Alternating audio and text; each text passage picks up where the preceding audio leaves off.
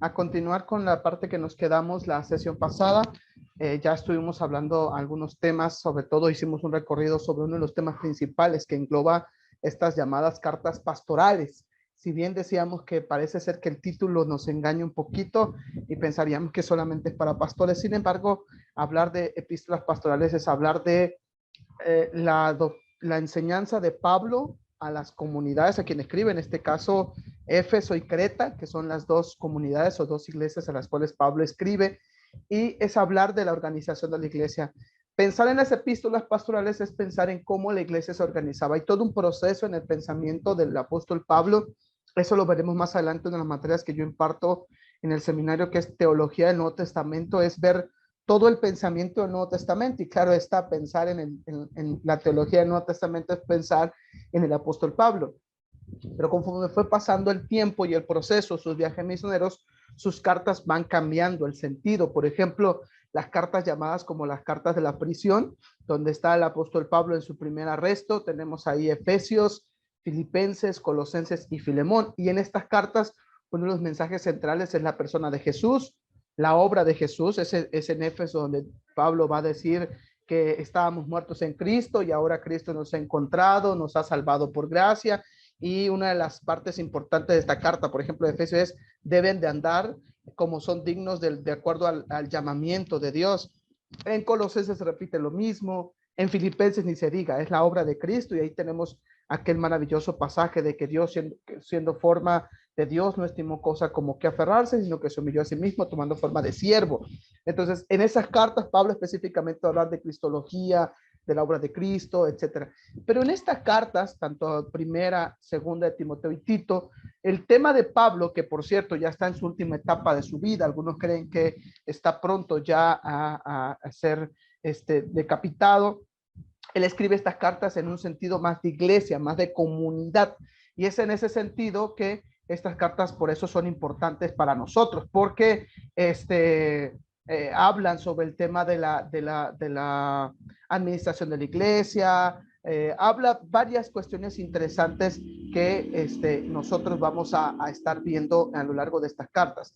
Ya hablamos de uno de los temas importantes que estas cartas va a tocar, que es el tema de las herejías. Eso lo hablamos en la sesión pasada. Ahora hablaremos un poquito acerca de la figura de Pablo. ¿Cómo se presenta Pablo en estas cartas? Si bien en las otras cartas Pablo también tiene una forma de presentarte, tenemos en cada una de ellas, siempre comienza con una característica, en ese sentido dice que es siervo de Jesucristo por la voluntad de Dios, a los santos y fieles que están en, pero en las cartas pastorales tiene una forma distinta. Hay tres títulos importantes que Pablo se presenta, o tres funciones que el apóstol Pablo usa como una figura para la comunidad y que son importantes que las podamos analizar. En primer lugar, tenemos ahí que Pablo es un ejemplo de misericordia. De hecho, es en 1 Timoteo capítulo 1, 12 al 16, donde dice, porque fiel es Dios que me llamó al ministerio, yo antes habiendo sido injuriador, etcétera, etcétera, yo soy un ejemplo vivo de la misericordia de Dios. Pablo se va a poner como ejemplo de cómo Dios fue bueno con él y a través de eso pudo alcanzar misericordia. Es un ejemplo de la misericordia de Dios. Pablo abre su corazón en una forma de testimonio a las comunidades a quien escribe.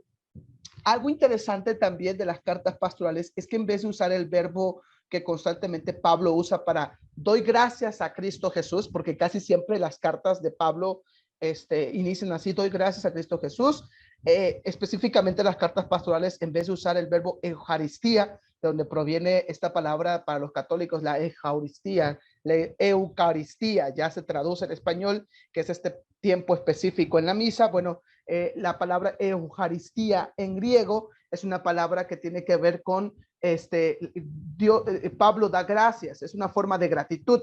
Sin embargo, esa es la que usa constantemente en todas las cartas, pero específicamente en estas cartas llamadas pastorales usa la palabra haris ego, o tengo gracias.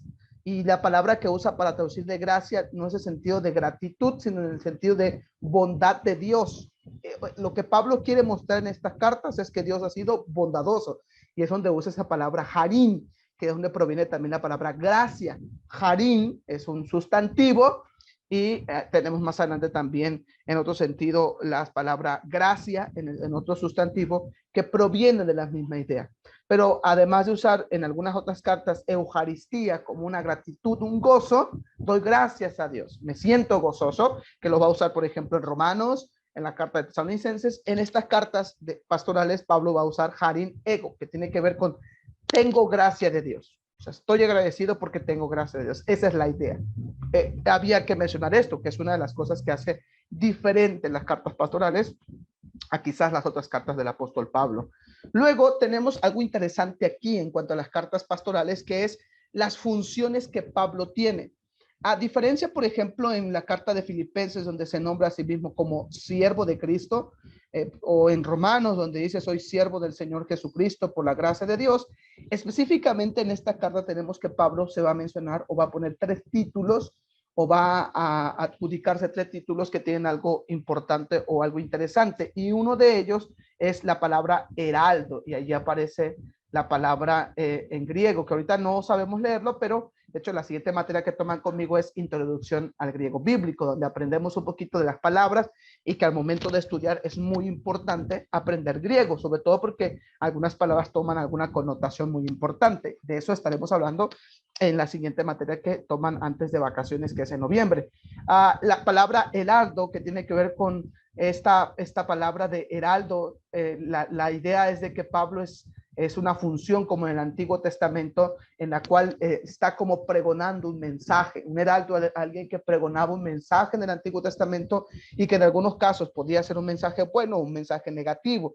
Y esa es la idea, pero ahora Pablo es un heraldo, pero del Evangelio, de estas buenas nuevas de salvación. Este título de heraldo, yo soy heraldo, dice el apóstol Pablo, y aparece en 1 de Timoteo 2:7. Yo he sido puesto como heraldo, y la palabra heraldo tiene que ver con esta connotación de anunciar un mensaje, pero no solamente anunciar un mensaje, sino es una responsabilidad. La palabra que aparece ahí para heraldo tiene que ver con una responsabilidad. O sea, es interesante que el apóstol Pablo no dice, bueno, yo soy alguien que anuncia un mensaje, no, tengo la responsabilidad de anunciar un mensaje. Y aquí es que hemos sido llamados al ministerio en cualquier área, misioneros, pastores, aquellos que estamos en la iglesia, tenemos la responsabilidad, esa responsabilidad que Dios nos da de anunciar el mensaje del evangelio. De hecho, es interesante que allá en el profeta Isaías, capítulo 6, ¿se acuerda cuando el Señor se le aparece en Isaías en esta tremenda visión? En el capítulo 6, entonces ve el sentido de cómo está el pueblo, cómo está la nación. De hecho, acaba de morir el rey en turno y entonces parece ser que no hay esperanza. Sin embargo, Dios le muestra a Isaías que sí hay esperanza, y entonces cuando Dios le pregunta a Isaías o hace la pregunta al aire, ¿y a quién enviaré? Y entonces el profeta Isaías dice, aquí, envíame a mí, soy yo tengo que hacer esto, ¿no? Y es esa la idea de Pablo, es una responsabilidad. La idea de heraldo es alguien que tiene una responsabilidad y tiene una responsabilidad con alguien. El heraldo en la antigüedad era alguien que tenía responsabilidad no solamente con el rey, sino con el reino. Es decir, que si él no anunciaba algo que era bueno o incorrecto, pues no solamente pagaría el precio del rey, sino el reino. Y Pablo toma este sentido en esta carta. O sea, él tiene la responsabilidad como heraldo de anunciar para el rey y para el reino. Esa es su doble responsabilidad. Y a veces parecería que esa responsabilidad también nosotros deberíamos de entenderlo, que somos heraldos, somos las personas que anunciamos como responsabilidad de parte del Señor. Esa palabra que aparece, queruso, esta palabra que aparece ahí, la idea de heraldo. Vamos con la siguiente palabra que aparece en ese pasaje, que es la palabra apóstol, que es una transliteración. La diferencia entre una traducción y una transliteración es que una traducción, si la palabra, por ejemplo, es logos, lo que significa es palabra. Esa es una traducción. Pero cuando es una transliteración es que agarra las letras en griego, hebreo o las que sea y las pasa en su equivalencia al español. Esa es la diferencia entre una traducción y una transliteración. La palabra apóstol es una transliteración, porque si la traducción sería enviado. Esa es la idea de la palabra apóstol, es alguien que ha sido enviado. Entonces, la segunda palabra que usa Pablo aquí es un apóstol, una persona enviado con una responsabilidad en el sentido de heraldo y ha sido enviado. Y en este sentido, todos nosotros somos apóstoles, hemos sido enviados. De hecho, el Señor Jesús dice, así como el Padre me ha enviado a mí, y la palabra que aparece es ego apostoli, es decir, el Padre me ha enviado a mí, ahora yo los envío a vosotros. Esa es la idea, diciéndole a sus discípulos, creo que es en Juan, si no me equivoco, así como el Padre me ha enviado a mí, ahora yo os envío a ustedes. Y entonces Pablo usa esta palabra para referirse al tema como en el sentido de una persona enviada, con una responsabilidad, pero que también tiene un llamado divino. Y claro está, a diferencia de las cartas, por ejemplo, de Corinto, en la carta de Corinto, Pablo tiene que defender su apostolado porque no creían que él realmente había sido llamado al ministerio, entonces él defiende su apostolado en los capítulos. Aquí no tiene ese sentido, aquí tiene un sentido más de responsabilidad, en el sentido de un llamado divino de parte de Dios. Y en ese sentido, usted y yo somos enviados por parte de Dios para predicar las buenas nuevas de salvación. Entonces, es interesante estas palabras, analícelas en griego mucho mejor y nos da bastante panorama de esto. Y la tercera figura de Pablo es la palabra maestro, didáscolos, que tiene que ver con la idea de enseñanza. Didaskalein es la palabra que se usa para enseñar, y en el sustantivo ya para referirse a maestros es didáscolo, alguien que enseña o alguien que comparte una enseñanza. En este sentido, el tener una responsabilidad de maestro no solo te lleva a dar una enseñanza, sino a vivir una enseñanza. Es interesante que la connotación de didáscolos no solo es predicar una enseñanza o compartir una enseñanza, sino que esa enseñanza lleva un objetivo, y en el sentido del objetivo es, claro, está en el evangelio, que las personas maduren en la fe. Eso sería muy importante, y creo que ese es un desafío para los maestros de nuestras iglesias, el que son maestros no solamente se paran a enseñar una clase, sino con el objetivo de que los alumnos o los estudiantes sean transformados. Por ejemplo, en el seminario, el propósito de los maestros, como dice el eslogan del seminario, capacitar líderes para formar siervos. Al final del día, la capacitación teológica del seminario es para formar personas que estén capacitadas para servir. Esa es la idea, ese es el fin. Entonces, en el sentido de didáscolos tiene que ver con eso. Y Pablo aquí en estas cartas toma ese sentido. No lo usa, por ejemplo, en las cartas de la prisión, tampoco se dedica a usarlos en las cartas de Corinto o en las cartas de Tesalónica o en Romanos. O sea, ahí se dedica a otros temas, pero específicamente aquí sí va a hablar el tema de la enseñanza, porque como dijimos, las cartas pastorales son aquellas que van a hablar de la administración y van a hablar del sentido de iglesia. Entonces, en ese sentido, hablar de esta palabra es muy, muy importante. Entonces, estas son las tres funciones que Pablo, o es la forma en cómo él se expresa, sus cartas, vamos a ver, su carta de recomendación o su currículum dentro de estas cartas, y que al estudiarlas de manera profunda, como en este sentido, nos anima también a nosotros. Somos heraldos, también somos enviados y también somos maestros para enseñar. Y es interesante porque Pablo usa más justamente esta palabra didáscolos en estas cartas, porque obviamente uno de los problemas que se estaban suscitando, como lo vimos en la sesión pasada, eran los falsos maestros, y ante la falsa enseñanza hay que enseñar la buena enseñanza, ¿no? Vean ese sentido. Al tener mala enseñanza hay que enseñar la buena enseñanza. Y eso es interesante porque hoy en nuestro México o en nuestro mundo estamos viendo el progresismo, esta idea de las ideologías de géneros y el feminismo, etcétera, esas malas enseñanzas que nosotros tenemos que contrarrestar con buenas enseñanzas. Y en ese sentido, nosotros tenemos la función de maestros, como didáscolos. Esa es la idea de didáscolos. Es interesante esas tres palabras. Bueno, ahora hablemos un poquito de algunos temas que van a abordar las cartas pastorales, que no vamos a ir viendo versículo por versículo, pero sí los voy a ir mencionando y en algún sentido los vamos a leer. Vamos a ver algunos pasajes, no va a ser una exégesis de versículo por versículo, pero sí vamos a ver todo el conjunto del pensamiento de Pablo en estas cartas. Empecemos hablando de la sana doctrina, esta frase que hoy se ha hecho, hasta hace algunos años se ha hecho muy famoso, ¿no? El tema de la sana doctrina. ¿Qué es la sana doctrina? ¿O qué contiene la sana doctrina? Que justamente en las cartas de estas cartas pastorales se van a mencionar varias veces.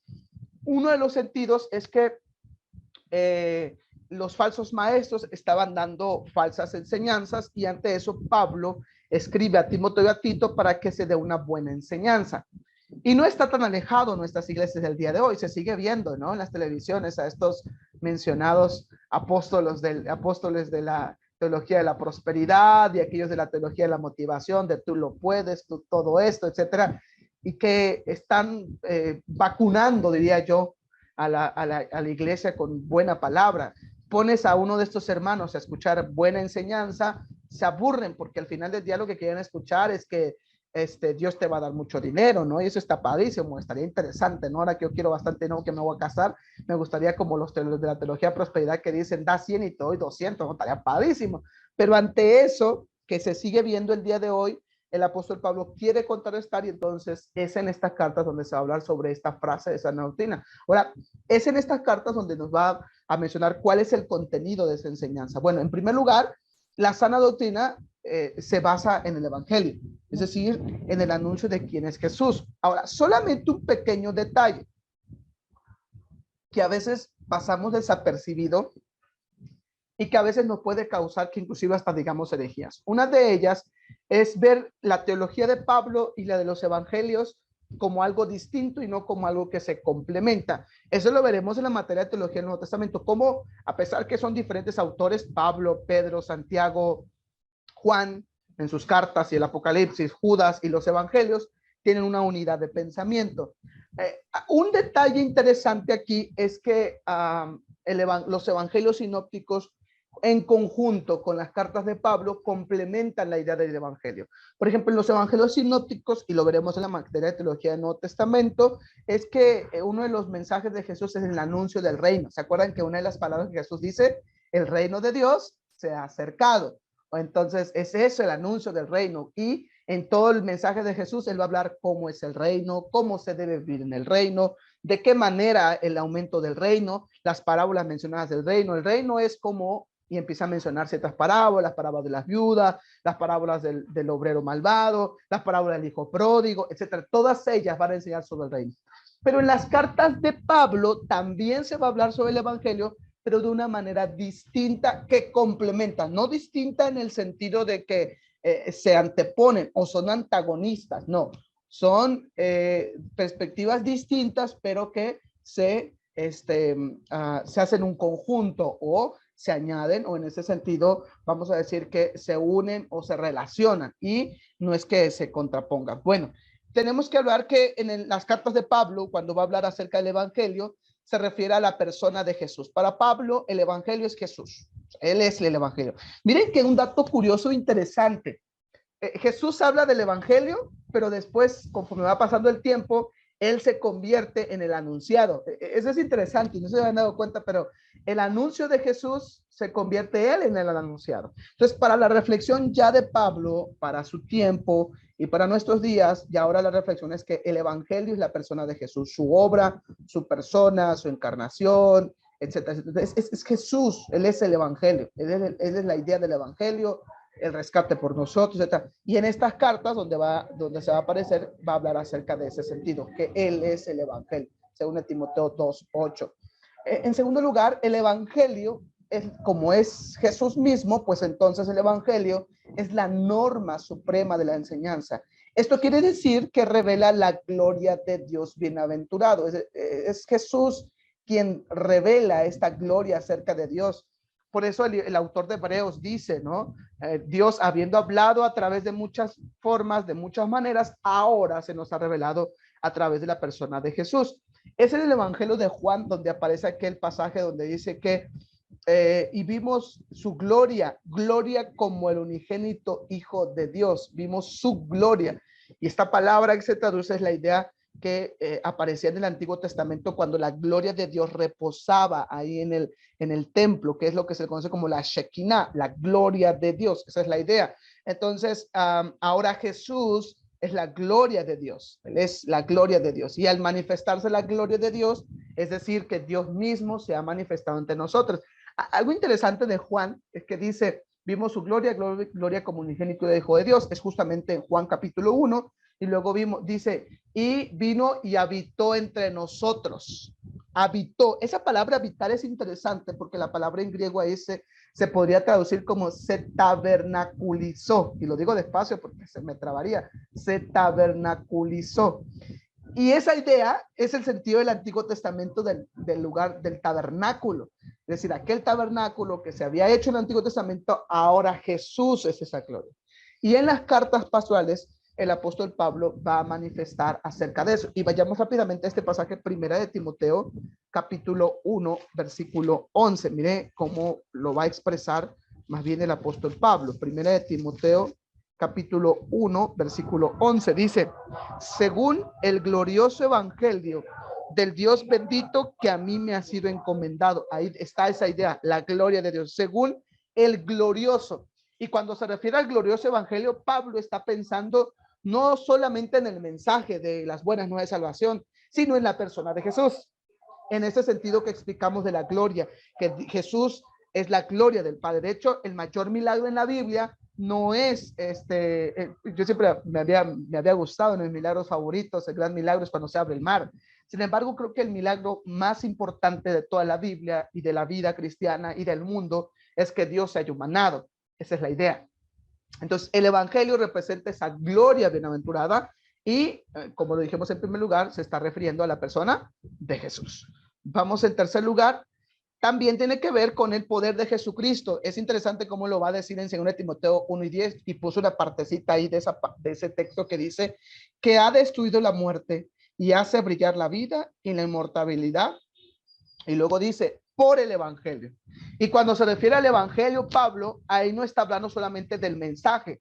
Esto es muy importante, hermanos, cuando nosotros pensamos en las cartas pastorales y en el Nuevo Testamento. A veces, dicen ahorita pecamos de inocente, ¿verdad? Yo no sé si sería inocente, pero a veces uno confunde esta parte en cuando Pablo está hablando del evangelio, se está refiriendo a los mensajes. Sí, pero también se está refiriendo, como dijimos en primer lugar, a la persona de Jesús. Por eso yo le puse ya el poder de Jesucristo. Cuando Pablo se refiere en este pasaje, ha destruido la muerte, hace brillar la vida y la inmortalidad por el evangelio, no se está refiriendo al mensaje, a las buenas nuevas de salvación, sino a la persona de Jesús. Jesús es el evangelio. Ven cómo después de ser el compartir el mensaje del reino, él se convierte en el mensaje. El mensajero se convierte en el mensaje. Cuando hablaremos un poquito de teología del Nuevo Testamento, ahí hablaremos un poquito más a fondo sobre ese sentido, cómo es que fue cambiando y cómo la iglesia del primer siglo reflexionó sobre eso. Pero cuando Pablo se refiere ahí por el poder del evangelio, se está refiriendo al poder de Jesús, a su obra redentora y a su obra de resurrección. Bueno, ahí está. En ese sentido, la doctrina que hay que enseñar entonces es que Jesús es el evangelio, Él es el poder, Él es la persona y la esencia del evangelio. Mientras que los falsos maestros estaban enseñando que no había necesidad de la encarnación. De hecho, ellos no creían en la encarnación, porque tanto en Creta como en Éfeso se estaban llegando algunas comunidades que no creían en la encarnación de Cristo. Más adelante, hoy en la clase, que veamos un poquito acerca de uno de los himnos, porque vamos a ver que también en las cartas de Pablo aparecen himnos que es probable que se cantaban o que Pablo mismo haya escrito, y en alguno de ellos aparece aquel maravilloso pasaje de Pablo cuando dice, Dios fue manifestado en carne. Esa idea, lo que Pablo quiere hacer es atacar el tema de las herejías que se estaban dando de que no podía haber una encarnación. Pero entonces, en ese sentido, el evangelio es que Jesús se ha encarnado, Él es la persona del anuncio del evangelio. Esa es la primera, que tiene que ver con la verdadera enseñanza. Cualquier otra enseñanza que esté en contra de eso está obviamente contradiciendo a Dios y a la palabra de Dios. Entonces, esto es importantísimo el día de hoy, porque en un mundo donde vivimos, donde los astros, la ciencia ha avanzado, hablar de la encarnación es muy importante. O sea, necesitamos defender que Jesús se encarnó, nuestro Dios se encarnó. Ahora que estamos en Navidad, me encanta uno de los himnos que habla acerca de eso. Vino dejando su trono de gloria, vino acá, está entre nosotros. Eso es importante defenderlo. Otra de las materias que tomarán conmigo es apologética, que es cómo defender nuestras creencias, o más bien la palabra de Dios, desde una forma racional y científica. Y una de las cosas que tenemos que defender es la encarnación de Cristo. Entonces, la sana doctrina es el evangelio, y el evangelio es la persona de Jesús. ¿Sale? Vamos bien hasta ahí. Bueno, en segundo lugar, hablemos de logos, es decir, la palabra, no logos en el sentido de Juan.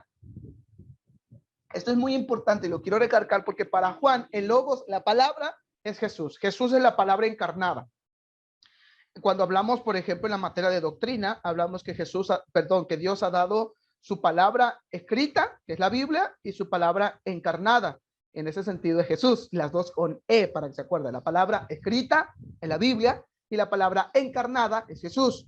Bueno, cuando hablamos de logos, en el Nuevo Testamento específicamente, hay dos formas de resignar a esta palabra logos. Una, obviamente en el sentido de Jesús como el logos, la palabra encarnada, y la otra logos como la palabra en el sentido de la Biblia. Vamos a ver a qué se refiere Pablo en ese sentido en estas cartas cuando habla acerca de la sana doctrina. En primer lugar, por lo menos aparecen 20 veces aparece esta palabra en las pastorales. Eso ya nos dice que es una palabra muy importante en estas cartas. Esta palabra tiene casi siempre un sentido técnico y que suele encontrarse en otros lugares también del Nuevo Testamento. Es un dato importante que aparece 20 veces. Ya aquí se nos da un dato importante al querernos decir que es una palabra relevante para Pablo en estas cartas. Cuando hablamos también en ese sentido de la palabra logos, obviamente se está refiriendo que la palabra, la predicación de la palabra de Dios es la predicación. Por ejemplo, Pablo en 1 Timoteo capítulo 5, versículo 17 va a decir que el ministerio del evangelio tiene que consagrarse a la palabra. De hecho, es ahí donde aparece la frase célebre y es el texto favorito del seminario, que prediques la palabra, ¿no? Ahí aparece también esa idea. Ahí aparece en 1 Timoteo 1:15, 2 Timoteo 2:11, donde aparecen estos sentidos. Yo no sé qué pasó, creo que ahí fue error mío y no puse los textos, pero déjenme repetirlos. 1 Timoteo 5:17, 2 Timoteo 4:2, cuando dice que prediques fuera de tiempo, redarguye, y está refiriéndose a la palabra. 2 Timoteo 4:2, 1 Timoteo 5:7 y 1 Timoteo 4:6. Repito, 1 Timoteo 5:17, 2 Timoteo 4:2 y 1 Timoteo 4:6 y finalmente 1 Timoteo 1:15. Son los pasajes donde habla acerca de esta palabra, ¿no? En el sentido de la palabra que se tiene que predicar y esa palabra que hace hincapié en la vida de las personas. Se está refiriendo a la palabra escrita, no a logos, la palabra encarnada, que ahí ese título lo va a usar específicamente el apóstol Juan en su evangelio, ¿no? En el principio era el verbo y el verbo era con Dios, el verbo era Dios, aunque los testigos de Jehová dicen un Dios. Un pequeño comercial. La próxima materia que nos toca estudiar con ustedes es Introducción al Griego Bíblico.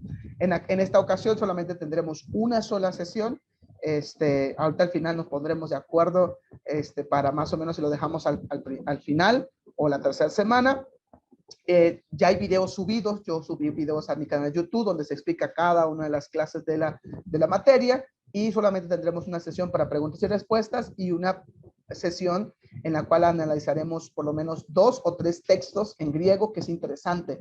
Uno de ellos es el Juan 1 del 1 al 3, donde los testigos de Jehová dicen que se debe traducir un Dios, pero veremos desde el griego que se debe traducir era Dios, ¿no? Pero eso lo veremos. Veremos también Colosenses y veremos cuando Jesús dice a Pedro, ¿me amas? Y Pedro dice, sí te amo. Entonces ahí donde se ha dicho que hay 2 palabras distintas, que es ágapes y fileos, pero veremos desde un análisis de todo el Nuevo Testamento si se refiere a 2 palabras distintas o Juan estaba pensando en una sola y realmente hemos vivido engañado o hemos enseñado algo. No es que Pedro le está diciendo te quiero y Jesús le está diciendo te amo, pero bueno, cierro el corto comercial. Eso lo veremos en la siguiente materia para que se anime ahí a inscribirse. Bueno, entonces esta idea de logos específicamente Juan la usa en su evangelio, pero en el sentido de Jesús.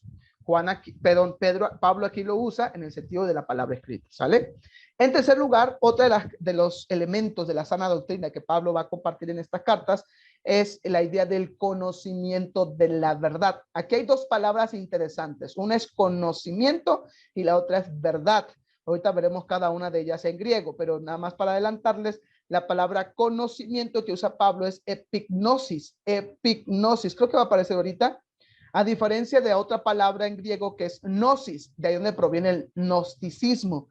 El gnosticismo fue una corriente griega que se fue dando antes de la época de Jesús. Fue muy famosa en la época del periodo intertestamentario y para la época de Jesús hasta el siglo segundo, en la época del apóstol Juan, siglo primero, perdón, y siglo segundo fue muy importante. Hasta el día de hoy se sigue dando el tema del gnosticismo, que es alcanzar un nivel de conocimiento y a través de eso te conviertes en una divinidad. Es más o menos la postura del gnosticismo. Sin embargo, Pablo va a usar la palabra epignosis, que es un conocimiento que te lleva a la práctica. O sea, no es un conocimiento teórico, sino un conocimiento. Ahora, yo conozco que Jesús murió por mí, por ende debo de vivir de acuerdo a su palabra.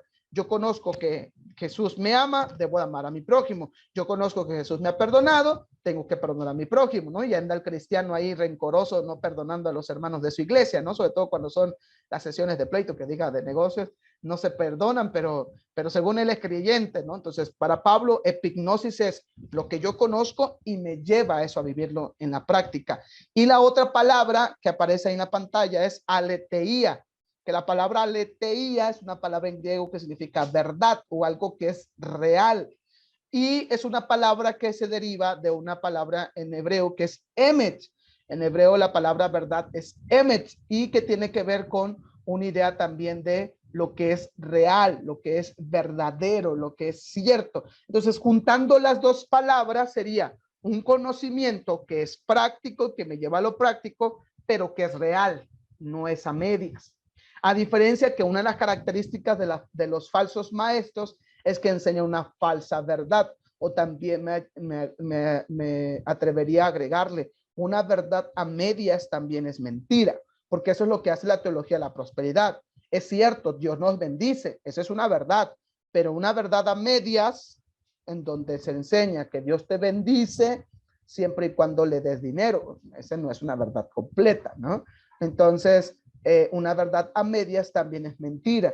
Y la idea de que Pablo use conocimiento para que vengan al conocimiento de la verdad, es decir, algo práctico, pero también algo que es real, que es correcto y que es cierto. Y ahí tenemos varios pasajes que van a hablar acerca de eso. Segunda de Timoteo 2:25, Primera de Timoteo 2:4 y Segunda de Timoteo 3:7. Nada más leamos algunos de ellos. Yo voy a leer 2 de Timoteo 2:25, hermana Elizabeth, 1 de Timoteo 2:4 y creo que ya anda por aquí nuestra hermana Vic. Ayúdenos a leer 2 de Timoteo 3:7, ¿sale? Entonces yo leo 2 de Timoteo 2:25, hermana Elizabeth, 1 de Timoteo 2:4 y yo voy a leer 2 de Timoteo y la hermana Victoria 2 de Timoteo 3:7, ¿sale? Bueno, dice 2 de Timoteo 2:25, que con mansedumbre corrijan a los que se oponen, por si quizás Dios le concede que se arrepientan para conocer la verdad. ¿Ven? Conocer la verdad, y aparece epignosis aletheia. Y 1 de Timoteo 2:4, adelante, hermana Elizabeth, ¿qué dice?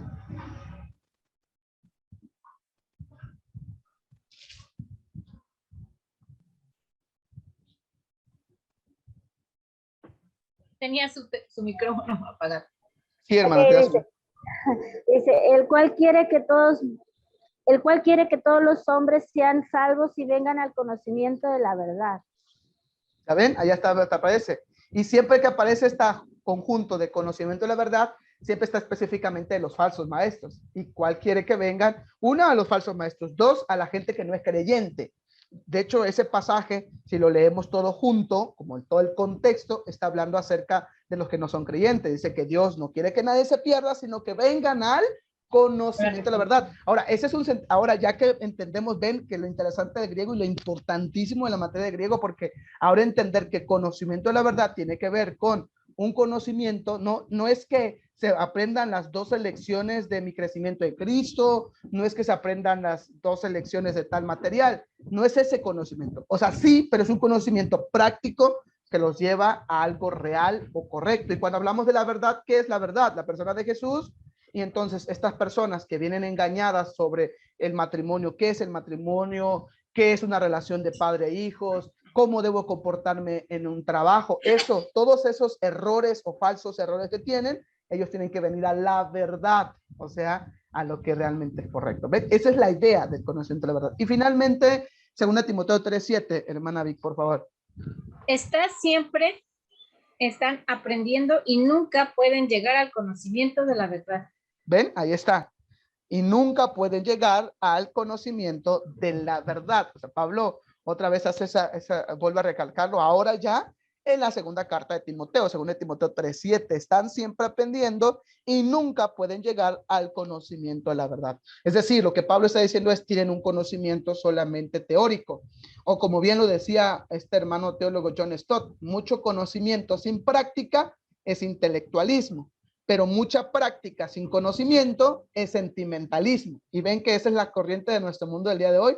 Mucho conocimiento sin práctica es intelectualismo, pero mucha práctica sin conocimiento es sentimentalismo. O sea, nada más hago las cosas al porrazo, porque lo siento, porque me mueve, y está bien, pero no hay conocimiento, ¿no? Entonces, las dos son importantes, ¿no? Conocimiento y práctica. Repito, conocimiento sin práctica solamente es intelectualismo, pero práctica sin conocimiento es sentimentalismo. Y creo que esta frase es interesante del hermano John Stott, un teólogo británico. Entonces, ahí, eso es interesante. Bueno, ya vimos evangelio, logos, conocimiento de la verdad. Veamos el número 4, la enseñanza correcta. Es decir, bueno, ahora, ¿cuál es la enseñanza correcta? La sana doctrina tiene que tener una enseñanza correcta. Veamos a qué se refiere Pablo en cuanto a la enseñanza correcta. Específicamente, cuando Pablo se va a referir a la enseñanza correcta o a la sana doctrina, se va a referir a todo lo que tiene que ver con los vicios, en el sentido de las cosas que están incorrectas. Y ahí tenemos ahí un montón de pasajes. 1 Timoteo 1:10, 2 Timoteo 4:3, 1 Timoteo 6:3, 2 Timoteo 1:13, Tito 2:1, Tito 1:9. Veamos algunos. Otra vez vamos a leer cada quien uno. Yo voy a leer 1 Timoteo 1:10, hermana Elizabeth 2 Timoteo 4:3 y hermana Victoria 1 Timoteo 6:3. 1 Timoteo 1:10 dice: pero los fornicarios, para los sodomitas, para los secuestradores, para los mentirosos y perjuros, y para cuantos se opongan a la sana doctrina. O sea, cada vez que aparece esta idea de sana doctrina, siempre se refiere al tema que es contrario a vicios o contrario a prácticas que están incorrectas a la palabra de Dios. Siempre va a ir en esa connotación. Adelante, hermana Elizabeth. Dice, prohibirán casarse y mandarán abstenerse de alimentos que Dios creó para que con acción de gracias participasen de ellos los creyentes y los que han conocido la verdad. Ok, ahí está otra vez, ¿no? Para los que han conocido la verdad. Y hermana Victoria, adelante, 1 Timoteo 6:3.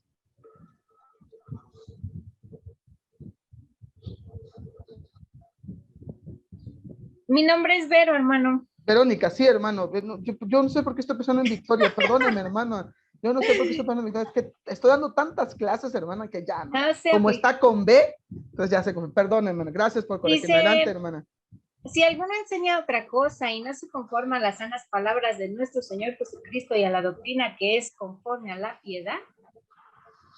¿Ven? La sana enseñanza, la sana doctrina, todas ellas están en la connotación de los falsos maestros y el tema de que está o contradice la verdadera enseñanza. Pero una de las características es que esa verdadera enseñanza tiene una característica muy importante. Son palabras que son de Jesús.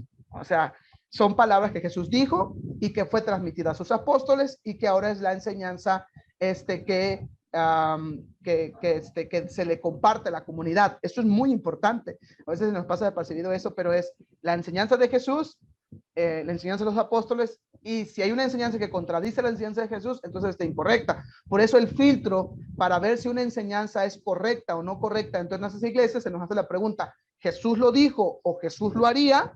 Creo que o sea, Pablo, si estaría en nuestro día de hoy, lo contextualizará de esta manera. O sea, todo lo que Jesús dijo, lo que Jesús enseñó, a eso se refiere con las enseñanzas de nuestro Señor Salvador Jesucristo, y que al mismo tiempo esa enseñanza se llevó en la vida de los apóstoles. ¿Sale? Vamos entonces, hemos visto que esta sana doctrina que se habla en las epístolas pastorales es el evangelio, específicamente la persona de Jesús, el logos, refiriéndose a la palabra, o sea, la palabra escrita, el conocimiento de la verdad, es decir, un conocimiento que es teórico y también práctico a la vez, y que es de algo real o correcto. Por eso es esta palabra aletheía. Y número 4, una enseñanza correcta tiene que ver, o el filtro que tiene que pasar, es la enseñanza de Jesús, la enseñanza de los apóstoles, que ahora ha sido transmitido, y que es esa enseñanza que deben transmitir los maestros. O sea, algo interesante en Tito capítulo 1 versículo 9 es que Pablo le va a decir a Tito: así te mando que enseñes esta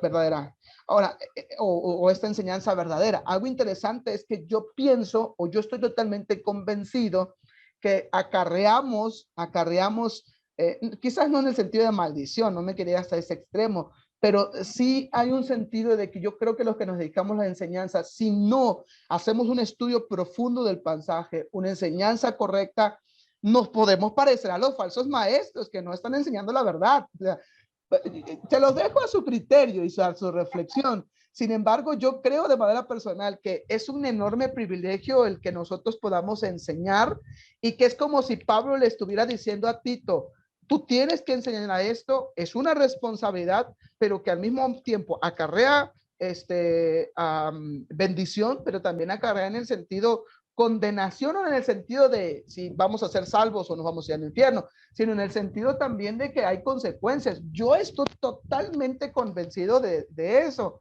porque creo que necesitamos tener una preparación al momento de enseñar. Claro, no vamos a decir herejías al grado de Crash Luna o de Dante Gebel, ¿verdad? Al grado de poner una Biblia, hacer como una señal. Yo lo sé, pero no estamos tan lejos si no hacemos un estudio profundo del pasaje, ¿no? Pero bueno, vamos a los otros tres, nos faltan tres más sobre esto, que tiene que ver con la enseñanza. Uno de los fundamentos de estas cartas llamadas pastorales es la idea de una enseñanza, o la sana doctrina tiene que ver con cristología. Es en estas cartas, se los dije al principio, que las cartas de la prisión, que son Filipenses, Colosenses, Filemón, son estas las cartas específicas donde se hablan sobre la cristología. Pero vamos ahora a explicar un poquito sobre cómo era la cristología o la doctrina sobre Cristo en estas cartas. Eso es interesante cuando analizamos en las cartas del Nuevo Testamento cómo es que cada autor ve la doctrina de Cristo, y en vez de que sea una antítesis, se complementan. Por eso cuando analizamos el Nuevo Testamento tenemos que ver como todo un conjunto y no separados. Primero separados y luego hacerlo en un conjunto, porque si los vemos separados es ahí donde nosotros podemos caer en el error de decir que Pablo contradice a los evangelios sinópticos o que su cristología está incorrecta. Ahora, veamos cuál es la cristología de Pablo específicamente en las llamadas cartas pastorales. Bueno, ahí hay algunas que vamos a ir viendo. En primer lugar, Pablo usa el título de mediador, una palabra en griego que es mesites. Y esta palabra mesites es interesante, mis amadas hermanas, porque la idea aquí debería de decir 1 Timoteo 2:5. Fue error de dedo, no sé por qué, perdóneme. Debería decir 1 Timoteo 2:5. Esa es la cita que debería decir ahí. Bueno, Pablo usa esta palabra mesites, y la palabra mesites es la que traduce como que él es nuestro mediador. O sea, la cristología de Pablo en estas cartas llamadas pastorales es que él es un mediador entre el Dios, nuestro Dios, y el hombre, el que está ahí mediando entre nosotros. Es interesante, es la perspectiva que Pablo tiene, o lo que nos va a enseñar en estas cartas pastorales. En segundo lugar, también Pablo va a usar un sentido en la idea de los judíos, en el sentido davídico, al decir que Jesús es de la genealogía de David, y en ese sentido lo que quiere enseñarnos es que esa promesa que se les había dado a los israelitas, a los judíos en el pasado, esa promesa se había cumplido en Cristo. Y aquí déjame ver un pequeño paréntesis. La teología dispensacionalista enseña que, aparte de que hay dispensaciones, etcétera, una de las posturas, la postura dispensacionalista, es que Dios va a cumplir todavía sus promesas con su pueblo.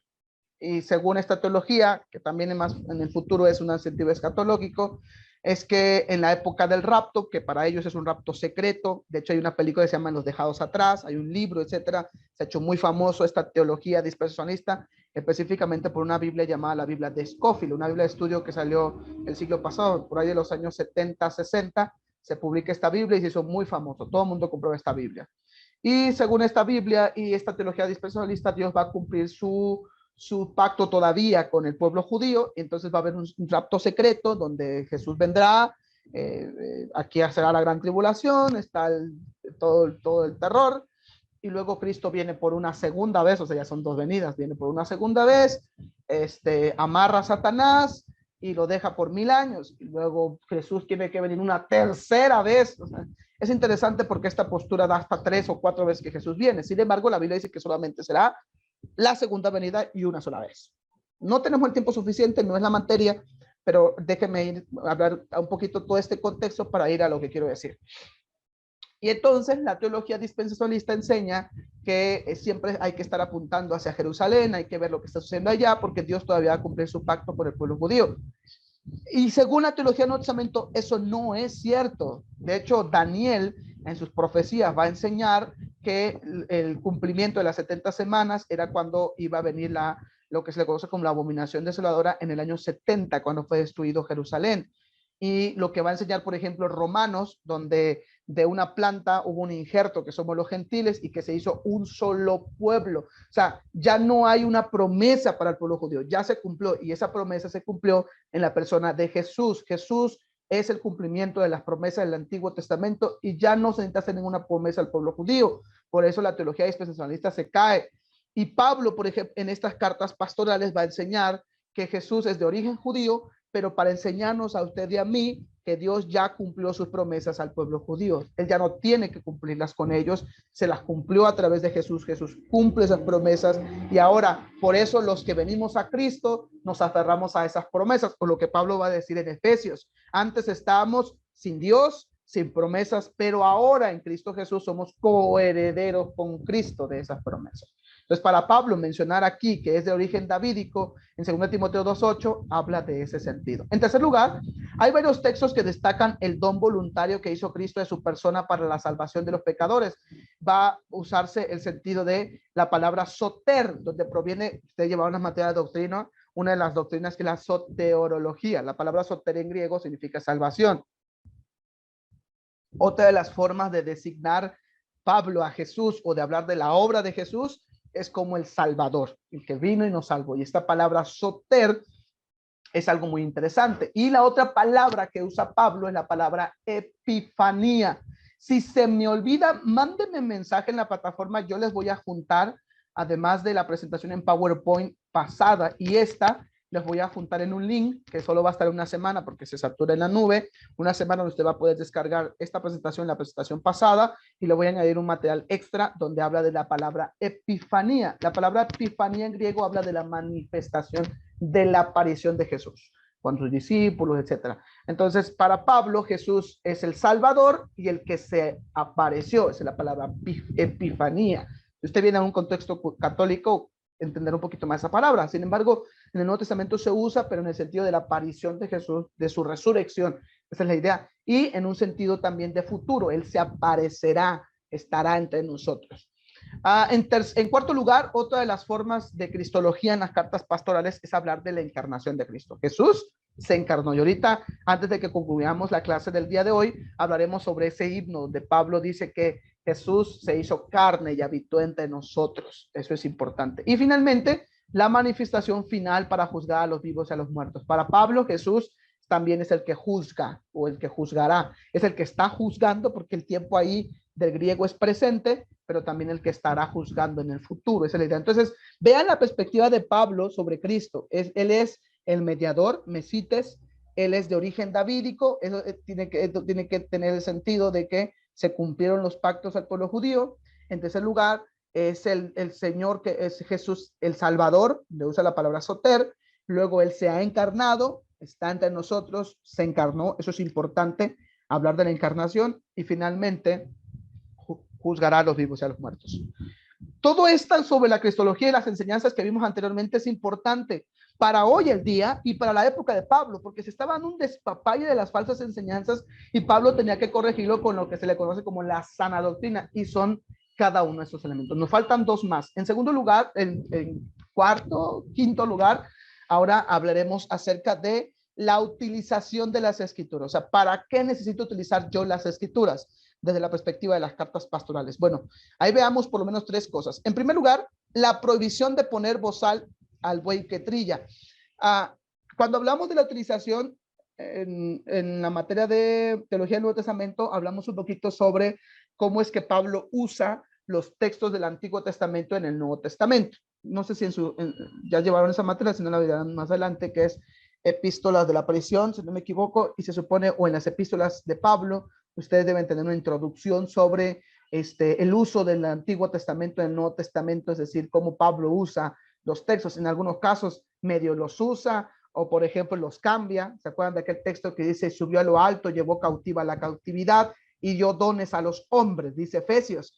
Pero en el Salmo, donde se saca ese texto, no dice así. Pablo ya interpretó el pasaje. Entonces, a eso nos referimos con la utilización de las escrituras. ¿Cómo Pablo va a usar las escrituras? Bueno, en primer lugar tenemos que decir que Pablo va a decir que la Biblia, la palabra de Dios, como lo veremos en el último, es inspirado. Y cuando Pablo usa las escrituras, se está refiriendo a la palabra en griego grafe, y específicamente está refiriendo a todo el Antiguo Testamento. Por eso yo creo que si usted quiere entender el Nuevo Testamento, primero tiene que profundizar en el Antiguo Testamento. Una de las materias que toman conmigo en cuarto año es teología del Antiguo Testamento. Interesante porque vemos todo el pensamiento del Antiguo Testamento. Está padrísimo. Justamente ayer di esa clase con los hermanos de licenciatura en el seminario. Entonces, Pablo va a usar diferentes textos. En algunos casos, inclusive, no va a usar el texto hebreo. En algunos casos va a usar el texto griego. Para la época de Pablo, se acordarán que estaba el texto griego, el hebreo, pero conforme fue pasando el tiempo, este texto en griego se tuvo que traducir, en hebreo, se tuvo que traducir al idioma griego, que era el idioma común en aquella época, por eso se llama griego koiné, griego común.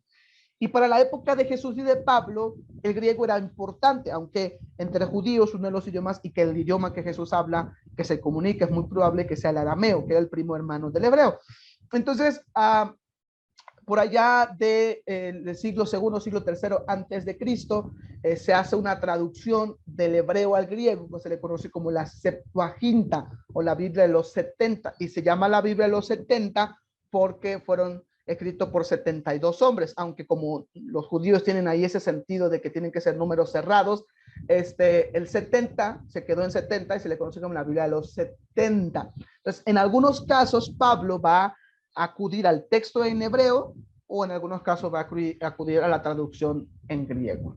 Entonces, una de las cosas que Pablo va a hacer es que se va a ir, por ejemplo, a Deuteronomio capítulo 25:4 y lo va a traer a Primera de Timoteo y va a decir, no pondrás bozal sobre el buey que trilla, ¿no? De verdad que el apóstol Pablo se pasó porque nos dijo a los que trabajamos de tiempo completo, ¿no? No pondrás bozal sobre el buey que trilla. ¿Será que no pudo usar un ejemplo mejorcito, ya que confianzudo el Pablo no dijo buey, pero bueno, no pondrás bozal sobre el buey que trilla? Usa ese ejemplo de que el obrero es digno de su salario, es ese texto. O sea, cómo Pablo lo usa y reflexiona sobre un texto del Antiguo Testamento. En segundo lugar, el Señor conoce a los suyos. Este es un texto de Números 16:15. Y luego, junto con este, en combinación, Isaías capítulo 26:13 es citado, vayamos ahí juntos, en segunda de Timoteo 2:19. Vayamos a ese texto, segunda de Timoteo 2:19, donde se cita este pasaje del Antiguo Testamento. Segunda de Timoteo 2:19 dice, pero el fundamento de Dios está firme, teniendo este sello, conoce el Señor a los que son suyos. Ese es un pasaje del número 16:15. Y luego dice, apártese de iniquidad todo aquel que invoque el nombre de Cristo. Ese es Isaías 26:13. Son los dos textos en conjunto que él se va a manifestar ahí en 2 Timoteo 2:19. Eso es interesante cómo hace referencia. Y en tercer lugar, en 2 Timoteo 3:8 cita el nombre de los magos que se opusieron a Moisés ante Faraón. ¿Se acuerda que en la historia bíblica, cuando llega Moisés ante Faraón y dice, deja ir a mi pueblo, y Faraón dice, ¿quién es tú y quién es este Dios? Y entonces una de esas cosas es que Moisés lanza el báculo y se convierte en serpiente, ¿se acuerdan? Y aparecen dos sacerdotes o dos magos en esa época y hacen lo mismo, intentan hacer lo mismo. Bueno, en la Biblia no aparece el nombre de quiénes eran estos dos personajes. Eso es interesante, en la Biblia no aparece. De hecho, vayamos rápidamente si quieren ese pasaje, pero no aparece en la Biblia el nombre de estos personajes. Sin embargo, Pablo pone y cita el nombre de quiénes eran estos dos personajes. Primero vayamos ahí al pasaje de Éxodo, donde aparece esta escena donde lanza y donde se le oponen estos dos sacerdotes o magos. Es Éxodo 1:15. Vayamos así rapidito a Éxodo, al libro de Éxodo, donde aparece esta escena, y ahorita regresamos a 2 Timoteo. Éxodo capítulo 1, versículo 15. No, déjame ver, no, 15. No, es 1:15. No. Acá está, es 6, capítulo 6. Acá está, capítulo 7, perdón. Capítulo 7, desde el 8 en adelante, habló Jehová a Moisés y a Aarón diciendo, si Faraón no respondiera y dijere, mostrad milagro, dirás a Aarón, toma tu vara y échala delante de Faraón para que se haga culebra. Vinieron pues Moisés y Aarón a Faraón e hicieron como Jehová lo había mandado y echó Aarón su vara delante de Faraón y de sus siervos y se hizo culebra. Listo. No dice quién es, ni cómo se llamaban, etcétera. No dice nada, específicamente nada. Pero anteriormente, para la época de Pablo, existían algunos documentos, entre ellos a lo que se conoce como el Targumen, un documento que se llamaba el Targumen de Jonatán, y en este Targumen de Jonatán fue un documento no bíblico donde ahí se pone el nombre de cómo se llamaban estos dos personajes. Ahora vayamos a segunda de Timoteo 3:8. Vayamos ahí juntos. Segunda de Timoteo 3:8. Y de la manera que Janes y Jambres resistieron a Moisés, así también estos resisten a la verdad, hombres corruptos de entendimiento, reprobados en cuanto a la fe. Vieron que en Éxodo 7:11 no aparece el nombre de cómo se llamaban estos personajes. ¿Y Pablo de dónde sacó? Bueno, había un documento llamado el Targumen de Jonatán, donde en ese documento aparece el nombre de estos personajes. Conforme se fue pasando la tradición de mano en mano, la tradición oral, después se compartió que así se llamaban estos personajes. Eso es interesante. Pablo acude al texto hebreo, a veces acude al texto en griego, a veces es una mezcla de ambos, o en algunos casos inclusive acude a algunos documentos que ni siquiera eran bíblicos.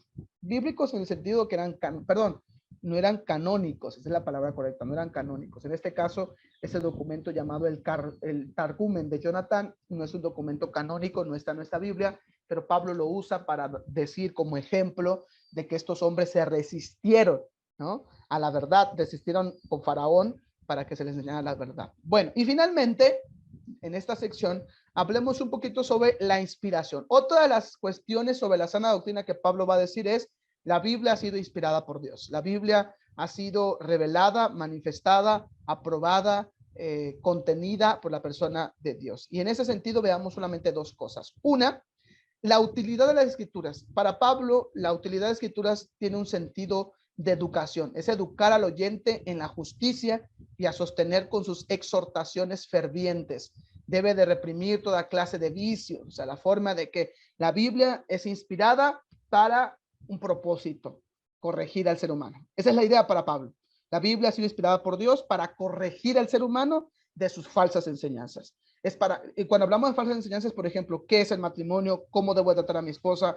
¿Cómo debo ser como esposa? ¿Cómo debo ser como padre? ¿Cómo debo ser como hijo? ¿Cómo debo ser como ciudadano de este reino? ¿Cómo debo cuidar la naturaleza? Todo eso es la verdad, lo que decíamos con la aleteía. Bueno, la Biblia ha sido inspirada para corregir de esa falsa enseñanza que el hombre se ha ido dando sobre quién es él, cómo es él, para qué existe, para qué vive, hacia dónde va, los bienes materiales. De hecho, Pablo lo va a mencionar al final de 2 Timoteo: a los ricos de este mundo manda que no sean altivos, sino que den, y que raíz de todos los males es el amor de dinero. No lo tocaremos ahora, pero es interesante que la idea es que la palabra de Dios o la escritura ha sido inspirada de parte de Dios hacia los hombres para corregir eso.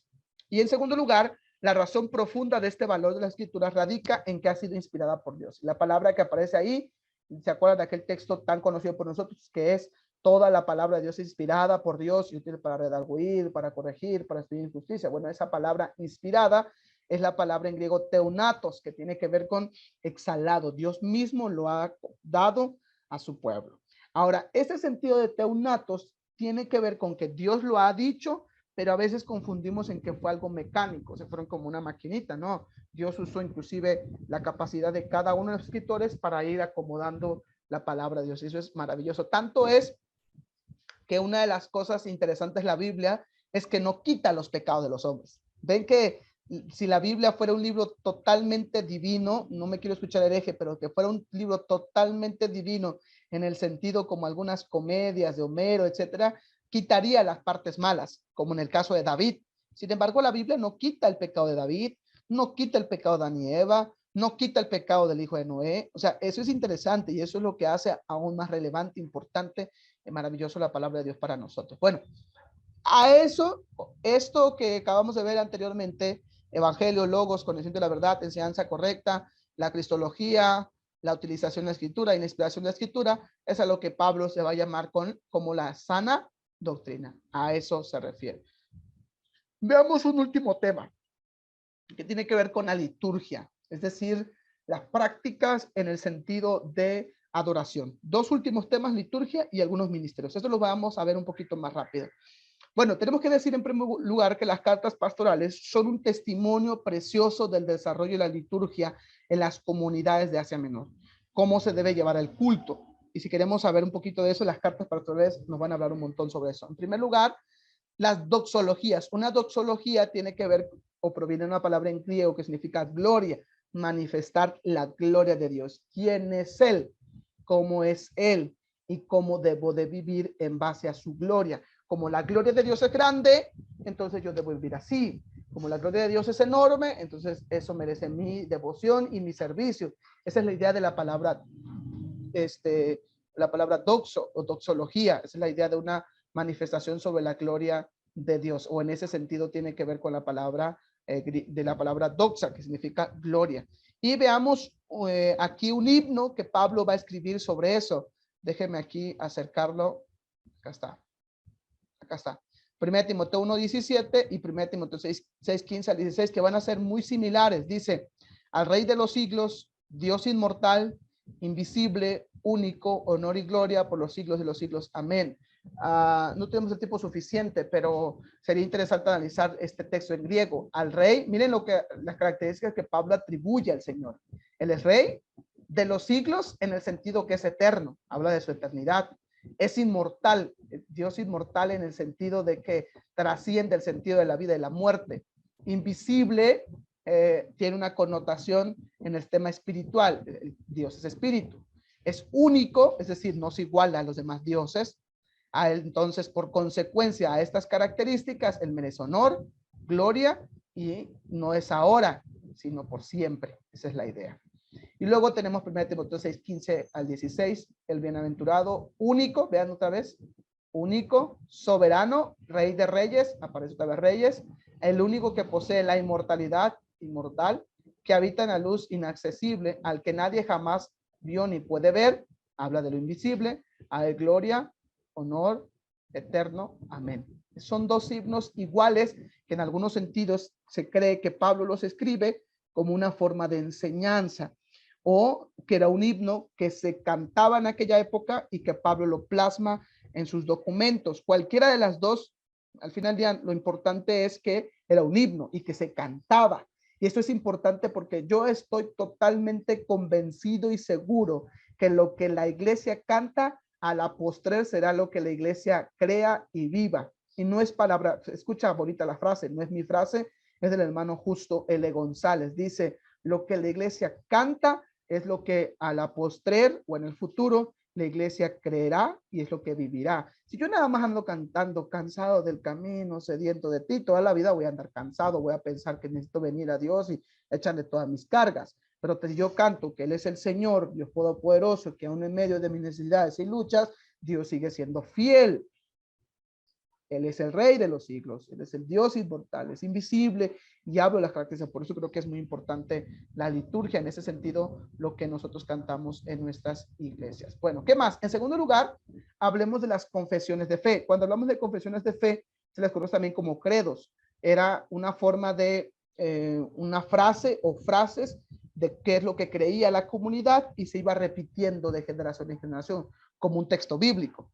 En ese sentido, hablemos acerca primero sobre la mediación de Cristo. Para Pablo, Jesús es el que ha hecho o que hace la función de mediador entre Dios y nosotros. Él es el mediador. Las cartas pastorales van a enseñar que Jesús, como lo vimos hace rato, ¿se acuerda cuál es la palabra en griego? Mesites, que es la idea de mediador. Él es el mediador entre el hombre y Dios para que nosotros podamos alcanzar su gloria.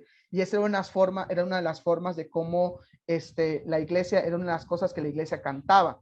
Y en ese sentido, veamos rapidito, vayamos a 1 Timoteo capítulo 2, versículos 5 al 6. Dice, 1 Timoteo capítulo 2, versículos 5 y 6, dice: porque hay un solo Dios y un solo mediador entre Dios y los hombres. Ahí está, mediador, mesites, Jesucristo, hombre, el cual se dio a sí mismo en rescate por todos, de lo cual se dio testimonio a su debido tiempo. Veamos tres cosas de este texto. Uno, dice que es un solo Dios, porque hay un solo Dios. O sea, está hablando, es como si Pablo estuviera recordando el Shema. ¿Se acuerda del Shema? Se le llama el Shema porque aparece la palabra en griego Shema, que es escucha. La palabra Shema es escucha, que es Deuteronomio capítulo 6, versículo 4. Escucha, oh Israel, el Señor tu Dios, uno es. Entonces, lo que Pablo está haciendo aquí con decir el versículo 5, porque hay un solo Dios, cuando habla eso se está refiriendo a Jesús. Se está poniendo a Jesús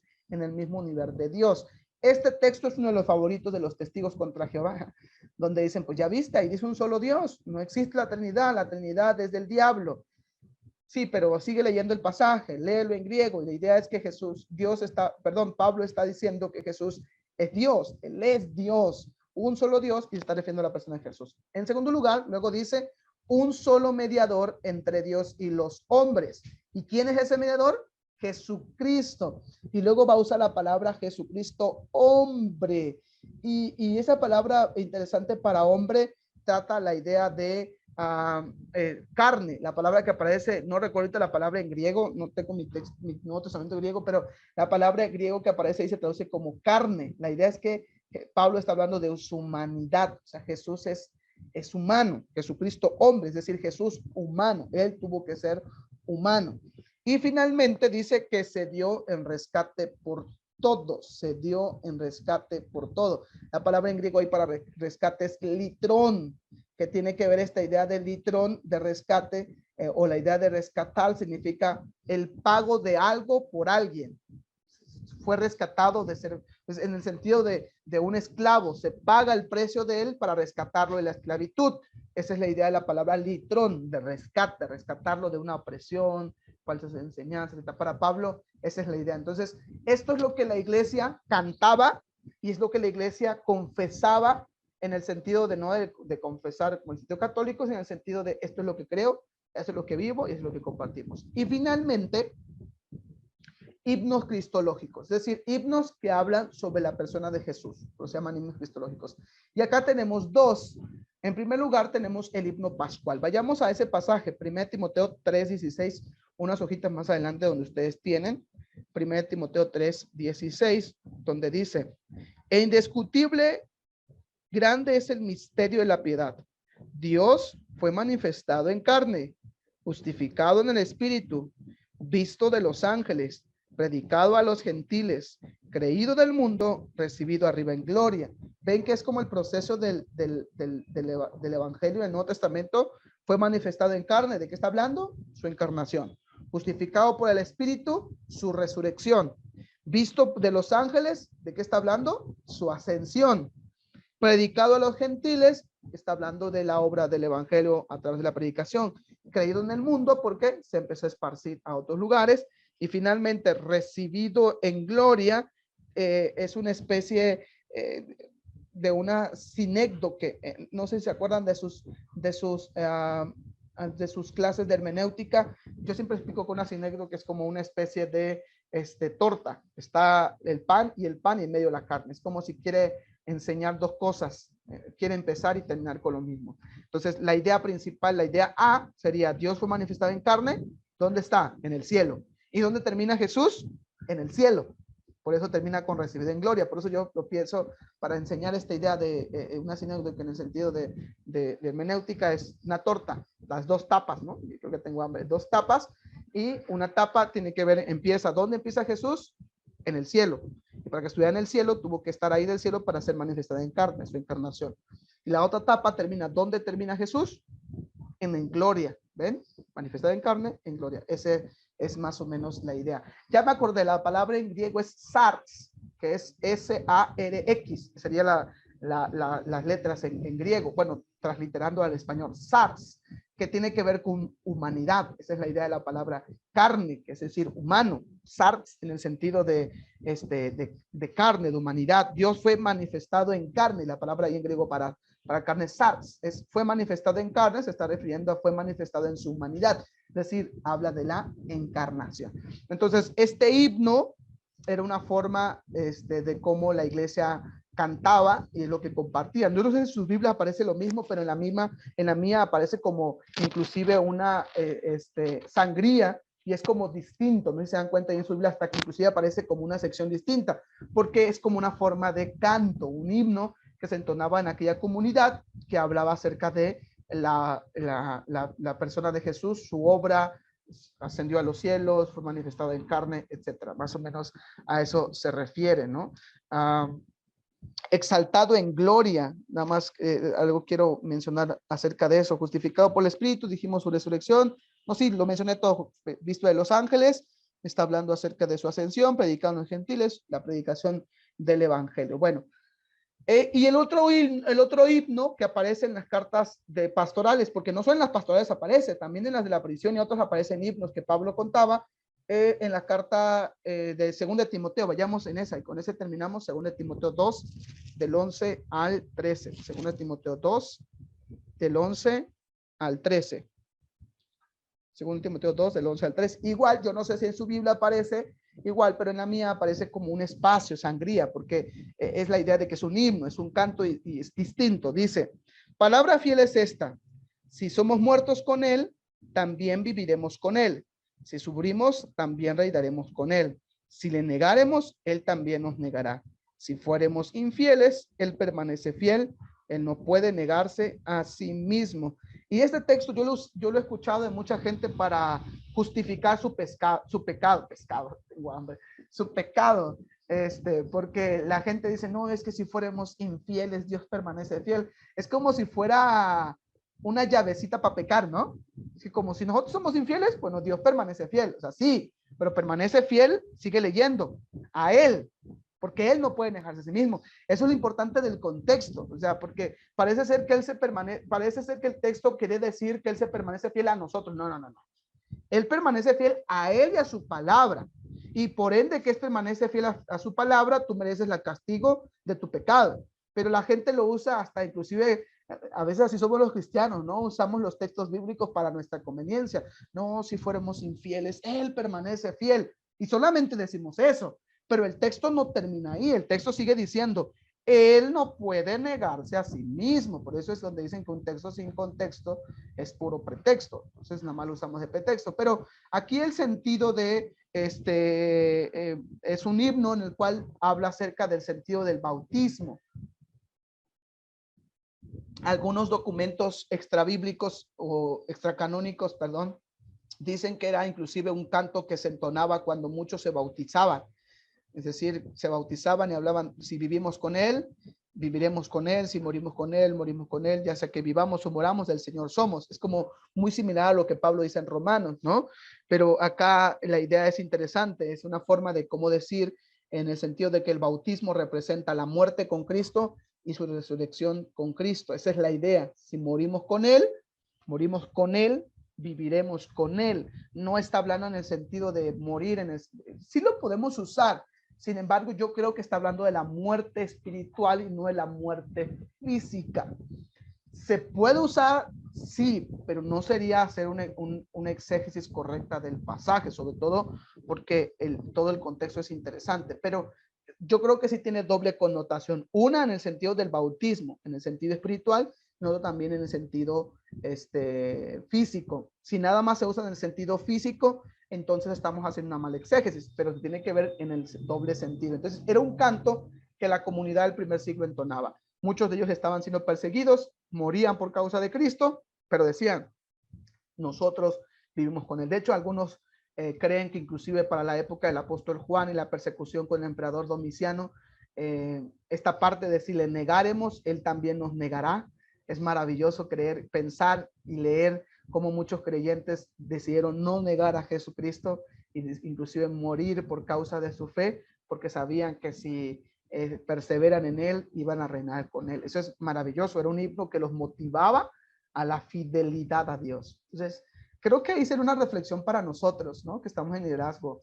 Los cantos que entonamos en nuestra iglesia, los himnos, ¿nos motivan a ser fiel al Señor o causan en nosotros una teología más motivacional, más centrada en el hombre, en el que me siento mal, me siento triste, estoy muy mal, o exaltan su gloria y su bondad? Creo que Eso sería desafiante para nosotros, pero Pablo está muy claro en ese sentido.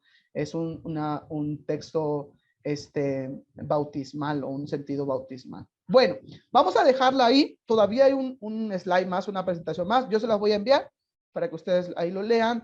No hay más cosas que hacer, solamente quiero tocar algo interesante. Solo la diapositiva se explica solita, pero hay algo muy importante que yo quiero rescatar aquí, que es el tema de las viudas. Los otros creo que son cosas que ustedes han escuchado y a estas alturas han entendido, el tema de los presbíteros, que dice no dice presbítero, dice presbíteros, ¿no? Error de dedo.